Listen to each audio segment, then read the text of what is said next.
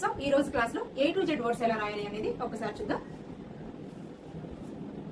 Slant గా వెళ్ళండి, కరువు తిప్పండి, దాని మీద వెనక్కి వస్తేసరికి పైకి వెళ్ళి కిందికి స్టాండింగ్ లైన్, కరువుతో స్లాంట్, ఇక్కడ మళ్ళీ చిన్న కరువు తిప్పుతూ స్టాండింగ్ లైన్, దాని మీదే పైకి వెళ్తూ పెద్దగా కరువు తిప్పుతూ స్టాండింగ్ లైన్, కరువు తిప్పుతూ స్మాల్ స్లాంట్.